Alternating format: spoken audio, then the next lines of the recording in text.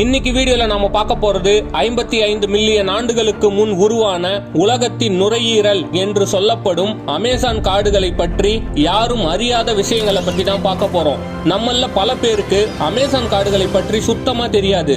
ஆனா நம் உலகம் இன்று பல உயிரினங்கள் வாழ தகுதியா இருக்குன்னா அதுக்கு முக்கியமான காரணம் இந்த அமேசான் காடுகள்னு சொன்னா அது மிகையல்ல.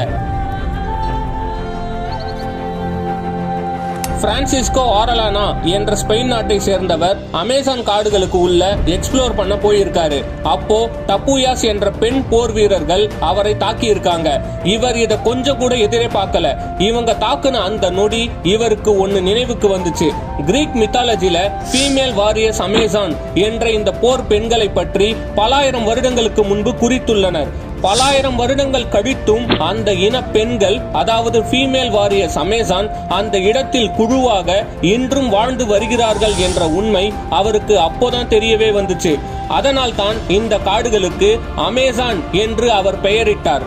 அதைத்தான் நாம இன்னைக்கு கூட கடைபிடிச்சிட்டு வரோம். இந்த வீடியோல நாம என்ன பார்க்க போறோம்னா, அமேசான் காடு என்ற மிகப்பெரிய காட்டில் பல மறைமுகமான மர்மமான நிகழ்வுகள் நடந்து வருகிறது. இந்த நிகழ்வுகள் என்னன்னு தான் டீடைலா இந்த வீடியோல பார்க்க போறோம். எங்கேயோ இருக்க இந்த அமேசான் காட்டை பத்தி நாம ஏன் தெரிஞ்சுக்கணும்னு நினைக்கிறவங்களுக்கு ஒரு புள்ளி விவரம் சொல்றேன். உலகத்துல உற்பத்தியாகிற ஆக்சிஜன்ல 20% அமேசான் காடுகள்ல இருந்து உருவாகிறது தான். உலகத்தின் 80% ஆஃப் ஆர்கானிக் ஃபுட் அமேசான் காடுகளில் இருந்து தான் வருகிறது. நாம் உயிர் வாழ தேவையான காற்றும் உணவும் பெருமளவு அமேசான் காடுகளில் இருந்து கிடைப்பதால் மனிதர்களாகிய நமக்கு அதை பத்தி கண்டிப்பா தெரியணும். 55 மில்லியன் ஆண்டுகளுக்கு முன்பு உருவான ஒரு பேரியற்கை சம்பவம் தான் the Amazon forest, the lungs of the world. அதோட மர்மங்களை பத்தி பார்க்க ஸ்டார்ட் பண்ணலாம். வழக்கம் போல சுவாரஸ்யத்திற்கு சற்றும் பஞ்சம் இல்லாமல் பல அரிய வகை உண்மைகளை வெளிக்கொண்டு வரப்போகும் பதிவு இது. வீடியோக்குள்ள போலாம் வாங்க. This video is sponsored by BuyMoto e-shopping mobile application. இந்த அப்ளிகேஷன்ல உங்க வீட்டுக்கு தேவையான கிராசரி ஐட்டம்ஸை உங்களால ரொம்பவே கம்மியான விலையில வாங்க முடியும். அதுலயும் ஒரு சில ப்ராடக்ட்டை 50% ஆஃபர்லயும் உங்களால வாங்க முடியும். சோ நீங்க இந்த ஆப்பை யூஸ் பண்ணணும் அப்படின்னு நினைக்கிறீங்க அப்படின்னா Play Storeக்கு போங்க. அங்க BuyMoto e-shopping அப்படின்னு டைப் பண்ணி அப்படின்னா உங்களுக்கு இந்த அப்ளிகேஷன் ஷோ ஆகும். டவுன்லோட் பண்ணி ரெஜிஸ்டர் பண்ணி உங்க வீட்டுக்கு தேவையான கிராசரி ஐட்டம்ஸை 50% ஆஃபர்ல டிஸ்கவுண்ட் பிரைஸ்ல உங்களால வாங்கிக்க முடியும். வித்தின் 7 டேஸ்ல உங்க வீட்டுக்கு டெலிவரியும் வந்துரும். சோ இந்த அப்ளிகேஷன்ல என்னோட ஃபேவரட் ப்ராடக்ட், நம்ம அப்ளிகேஷன் இன்ஸ்டால் பண்ண உடனே அதுல வெல்கம் கிட் அப்படிங்கிற ஒரு ப்ராடக்ட் 23 ப்ராடக்ட்டோட வெறும் ₹9 நமக்கு சேல் பண்ணிட்டு இருக்காங்க. சோ இந்த மாதிரி ஒரு ஆஃபரை உங்களால வேற எந்த பர்ச்சேசிங் ஆப்லயுமே பார்க்க முடியாது. சோ இப்பவே ட்ரை இன்ஸ்டால் பண்ணி அந்த ப்ராடக்ட்டை பை பண்ணிக்கோங்க. மார்ச் 2018ல ஆர்கியாலஜிஸ்ட் அமேசான் காடுகள்ல போறப்போ அவங்களுக்கு ஒரு பெரிய அதிர்ச்சி காத்திருந்தது. அது என்னன்னா, 1250ஆம் ஆண்டு முதல் 1500ஆம் ஆண்டுக்குள் அங்க 10 லட்சம் மக்கள் வாழ்ந்ததற்கான ஆதாரங்கள் மற்றும் தடயங்களை விட்டுட்டு போயிருக்காங்க. அந்த 10 லட்சம் மக்களும் யூரோப்பியன் படையெடுப்புக்கு அப்புறம் அழிக்கப்பட்டதா சொல்லப்படுது. அடுத்து அமேசான் காடுகள்ல தான் உலகத்தின் நீளமான ஆறு ஓடுது. அதுல ஒரு ஆற்றின் பெயர் தான் த பாய்லிங் ரிவர். அந்த ஆறானது எப்பவுமே கொதிக்கிற தன்மையோட தான் ஓடிட்டு இருக்கும். கிட்டத்தட்ட 93 டிகிரி செல்சியஸ்ல அதோட சூடு இருக்கும். இந்த ஆற்றுக்குள்ள இறங்கினா மனிதர்களுக்கும் சரி விலங்குகளுக்கும் சரி மரணம் நிச்சயம். அமேசான் காடு என்பது பல வகையான உயிரினங்கள் வாழும் இடமா தான் இன்னைக்கு வரைக்கும் இருக்கு. நம்மளால நம்ப முடியாத பல அதிசய உயிரினங்களும் இருக்கு.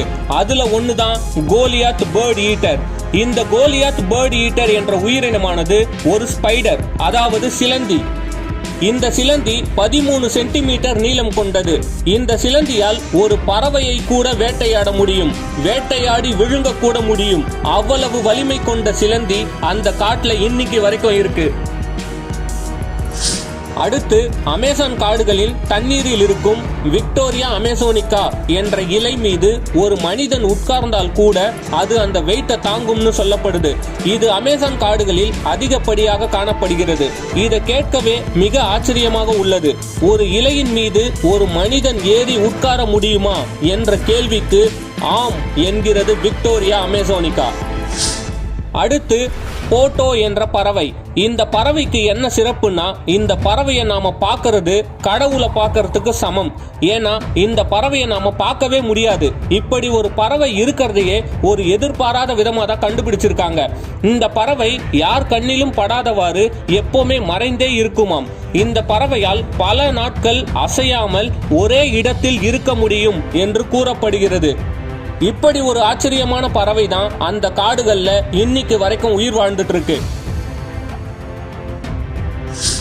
அடுத்து வாக்கிங் பாம் ட்ரீஸ். இத கேட்ட உடனே என்னடா மரம் நடக்குமான்னு கேட்டா, ஆம், இந்த மரமானது நடக்கிறது.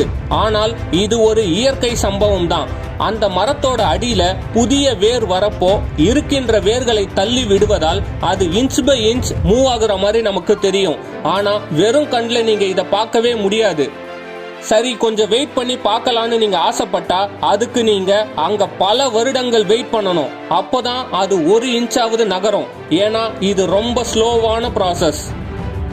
அடுத்து நாம பார்க்க போறது ஜீசஸ் லிசார்டு.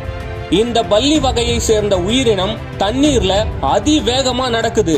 அதுக்காகவே இதுக்கு ஜீசஸ் லிசார்டுன்ற பேர் வந்துச்சு. இத பார்க்கவே அவ்வளோ அருமையா இருக்கும். இயற்கையின் அழகை கொஞ்சம் ரசிக்கலாம். நீங்களும் பாருங்க.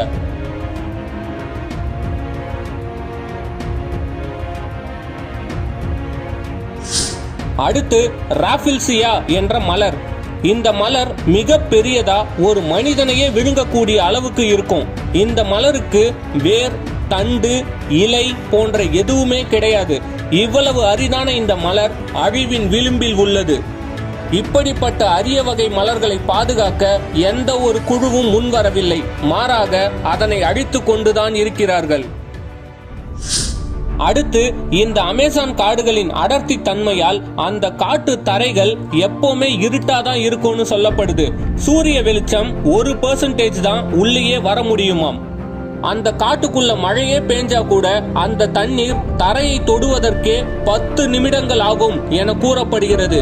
அவ்வளவு அடர்த்தி வாய்ந்த காடுதான் இந்த அமேசான் காடுகள். அடுத்து நாம பார்க்க போறது புல்லட் ஆண்ட்ஸ். ஒரு எறும்புக்கு ஏன் புல்லட் ஆண்ட்ஸ்னு பேர் வந்துச்சுன்னு நமக்கு கண்டிப்பா தெரிஞ்சாகணும். ஏன்னா இதுவும் ஒரு அரிய வகை உயிரினம் தான். ஒரு கன்ஷாட்டால ஒரு புல்லட் நம்ம உடம்புல போய் ஏற்படுத்துற வலியும் இந்த புல்லட் ஆண்ட்ஸ் கடிச்சு ஏற்படுற வலியும் ஒரே அளவுல இருக்கும்னு சொல்லப்படுது. அதற்காகத்தான் இதன் பெயர் புல்லட் ஆண்ட்ஸ் வச்சிருக்காங்க. இப்படி ஒரு அரிய வகை உயிரினம் அந்த அமேசான் காடுகள்ல உயிர் வாழறது மிகவும் ஆச்சரியமான விஷயம். இதுவரைக்கும் நாம பறவைகள் மற்றும் விலங்குகள் போன்ற உயிரினங்கள் அமேசான் காடுகள்ல வாழறத பத்தி பார்த்தோம். அடுத்து இந்த அமேசான் காடுகள்ல பல வகையான பூர்வ குடிகளும் இன்னைக்கு வரைக்கும் வாழ்றாங்க. கிட்டத்தட்ட 21 மில்லியன் மக்கள் இங்கிருந்து உணவு, உடை, மருந்து போன்றவற்றை இங்கேயே தங்கி உபயோகிக்கிறதா சொல்லப்படுது. லாஸ்ட் பட் நாட் லீஸ்ட், இவ்வளவு எண்ணிலடங்கா உயிரினங்களையும் அழகையும் ஆச்சரியங்களையும் கொண்ட இந்த அமேசான் காடுகள் நாளுக்கு நாள் அழிந்து கொண்டு வருகிறது. தினமும் மரங்கள் அழிக்கப்படுகின்றன. தினமும் 135 விலங்குகள் மற்றும் செடிகளின் இனங்கள் அழிக்கப்படுகிறது. ஒவ்வொரு செகண்டுக்கும் 1.5 ஏக்கர் நிலமானது அழிக்கப்படுகிறது. இன்னைக்கு உலகம் வெப்பமயமாகிறதுல 30% இந்த அமேசான் காடுகளை அழிக்கிறதாலன்னு ஆய்வு சொல்லுது. இப்போ நான் சொன்ன எல்லாமே கண்டினியூஸா நடந்துட்டு இருக்கும் பட்சத்துல 40 வருடங்கள் கழித்து அமேசான் என்ற காடு இருந்ததற்கான தடயமே இல்லாமல் போய்விடும். இப்படி ஒரு நிலைமை மனிதர்களுக்கு வருமானால் அவர்கள் கடைசியில் பங்கஜ கஸ்தூரியை மூக்கில் சுவாசித்துக் கொண்டும் ஆக்சிஜன் மாஸ்கை முகத்தில் அணிந்து கொண்டும் தான் காலத்தை கடக்க வேண்டிய காலம் வரும். மனிதர்களாகிய நாம் நம்மளோட சுயநலத்துக்காக மரத்தை வெட்டுறது எதுக்கு சமம்னா, உங்களுக்கு உணவு கொடுத்து ஊட்டி விட்ட கரங்களை நீங்களே வெட்டுவதற்கு சமம். இது அமேசான் காடுகளுக்கு மட்டும் பொருந்தும் என்று இல்லை. உங்க வீட்ல அல்லது உங்க தெருவுல அல்லது உங்க ஊர்ல இருக்க மரங்களை நீங்க வெட்டாதீங்க. வெட்டுபவர்களை வெட்ட விடாதீர்கள். நீங்க மரம் நடுங்கன்னு நான் சொல்லல, இருக்கிற மரங்களையாச்சும் வெட்டாம பாத்துக்கோங்கன்னு தான் சொல்றோம். அதுவே போதும். இந்த வீடியோவை பார்த்து ஒரே ஒருத்தர் இனிமேல் நான் மரத்தையே வெட்ட மாட்டேன்னு முடிவு பண்ணா அதுவே எங்களுக்கான மிகப்பெரிய வெற்றி தான். மீண்டும் சந்திப்போம் அடுத்த பதிவில்.